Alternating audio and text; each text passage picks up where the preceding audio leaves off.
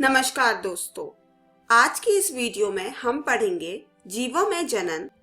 हमने इस वीडियो के पिछले भाग में यह पढ़ा था कि कोई भी जीव अपने ही जैसे किसी दूसरे जीव को जन्म देकर अपनी जाति की वृद्धि करता है और इस क्रिया को हम जनन कहते हैं। इस वीडियो में हम पढ़ेंगे अलैंगिक जनन और अलैंगिक जनन के प्रकार। तो चलिए शुरुआत करते हैं। जैसा कि अब हम सब जानते हैं कि अलैंगिक जनन क्या होता है। अलैंगिक जनन में नर तथा मादा दोनों जीवों की आवश्यकता नहीं होती और इस विधि में जीव अपनी संख्या निम्न 5 विधियों से बढ़ाते हैं: विखंडन, समविभाजन, मुकुलन, बीजाणुओं द्वारा और कायिक प्रवर्धन द्वारा। चलिए अब इन सभी विधियों के बारे में विस्तार से पढ़ते हैं। पहली विधि है विखंडन। इस प्रकार के अलैंगिक जनन में कोशिका विभाजन की प्रक्रिया से एक या एक से अधिक जीव बनते हैं। इसमें रिप्रोडक्टिव यूनिट जीव का पूरा शरीर होता है। तो इस विधि से बनने वाले जीवों की संख्या के आधार पर विखंडन 2 प्रकार का हो सकता है: द्विविखंडन और बहुविखंडन।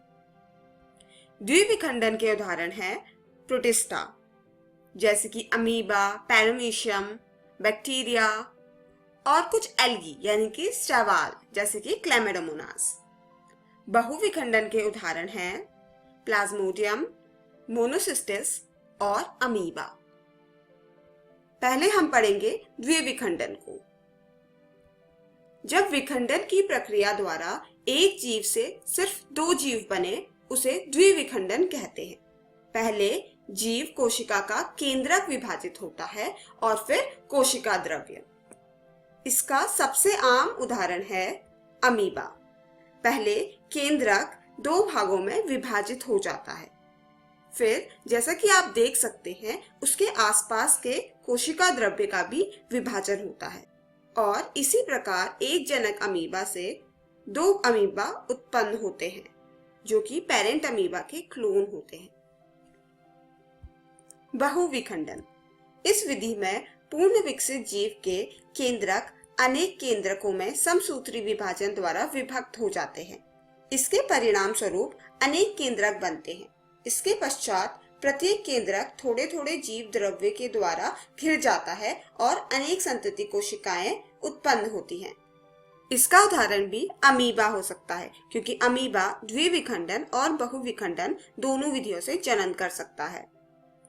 पहले अमीबा एक सिस्ट वॉल बनाता है, फिर उसके केंद्रक बहुत सारे केंद्रकों में विभाजित हो जाते हैं और फिर ढेर सारे अमीबा उत्पन्न होते हैं।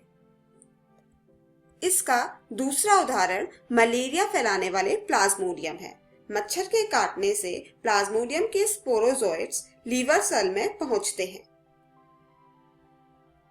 वहां पर वह बार बार बहुविखंडन की प्रक्रिया से विभाजित होकर बहुत सारे मीरोजोइट्स बनाते हैं। अगली विधि है मुकुलन, जो कि ईस्ट में पाई जाती है। आइए इसे ईस्ट के ही उदाहरण से समझते हैं। पूर्ण विकसित जंतु के शरीर में से एक उभार विकसित होने लगते हैं, जिन्हें मुकुल यानी कि बड कहते हैं। फिर मुकुल यानी कि बड के पास वाली कोशिका का केंद्रक विभाजित होकर 2 केंद्रक बनाता है, जिसमें से एक मुकुल यानी कि बड में चला जाता है और फिर वह मुकुल ईस्ट या जनक जीव से अलग होकर एक नए जीव का निर्माण करता है। इसका अगला उदाहरण हाइड्रा है। हाइड्रा में भी एक बड का निर्माण होता है, जो कि बाद में पेरेंट बॉडी से अलग होकर एक नया जीव उत्पन्न करता है। स्पॉन्ज जैसे कुछ जीवों में बडिंग एंडोजेनस यानी कि जनक के शरीर के अंदर होती है। इन मुकुलों को गैम्यूल्स कहते हैं। यह गैम्यूल्स भी अलैंगिक जनन में मदद करते हैं। अगली विधि है समविभाजन यानी कि फ्रैगमेंटेशन। इसमें जीव के शरीर के छोटे छोटे भागों से पूर्ण नए जीवों का विकास होता है। इसका पहला उदाहरण है प्लेनेरिया। अगर इस प्लनेरिया के प्राकृतिक या अप्राकृतिक किसी भी कारण से कुछ भाग हो जाए, जैसे मान लो 3, तो 3 नए प्लनेरिया उत्पन्न हो जाते हैं। समविभाजन का अगला उदाहरण है स्पाइरोगायरा। सेम प्लनेरिया की तरह ही स्पाइरोगायरा भी फ्रेगमेंटेशन शो करता है। अगली विधि है बीजाणुओं द्वारा अलैंगिक जनन। विकसित बीजाणुधानी में अनगिनत बीजाणु होते हैं। बीजाणुधानी के अंदर केंद्रक अनेक बार विभक्त होकर बीजाणु बनता है। यह बीजाणु किसी नमी युक्त स्थान पर गिरते हैं तो अंकुरित होकर नया जीव बनाते हैं। इसको इस क्लिप के माध्यम से समझते हैं। इसमें कवक तंतु से एक संरचना विकसित होती है जिसे बीजाणुधानी यानी कि स्पोरेंजियम कहते हैं। बीजाणुधानी के अंदर केंद्रक कई बार विभाजित होता है और विभाजित होकर बहुत सारे केंद्रक बनाता है।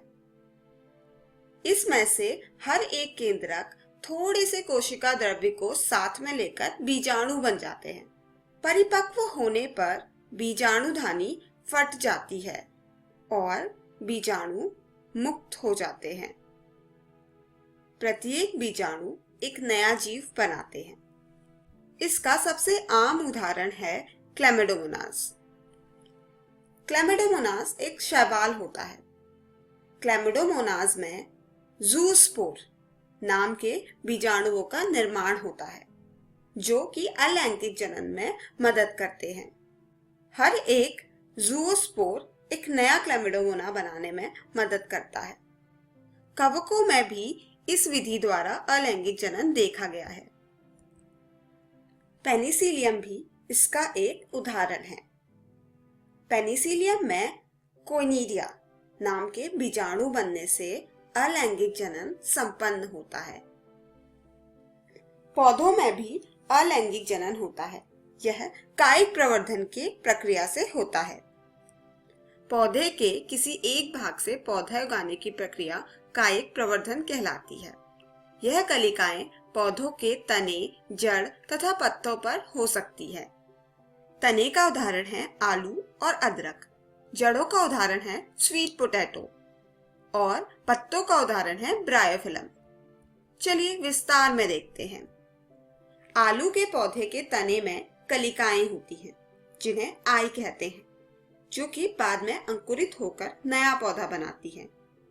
और अदरक में प्रकंद होते हैं जिनमें नोड्स और मुकुल यानी कि बड होते हैं जो कि कायिका प्रवर्धन में मदद करते हैं। मुकुल नए अदरक के पौधे को जन्म देता है, जबकि नोड्स एडवेंटिशियस रूट्स में तब्दील हो जाती हैं जो कि पानी और खनिज अवशोषित करने में मदद करती हैं।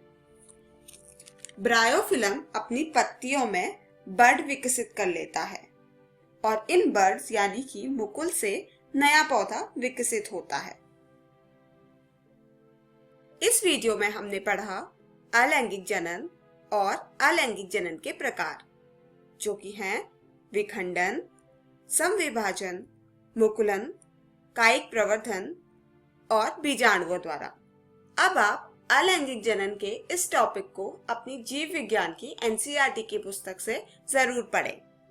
अगली वीडियो में हम पढ़ेंगे लैंगिक जनन। धन्यवाद।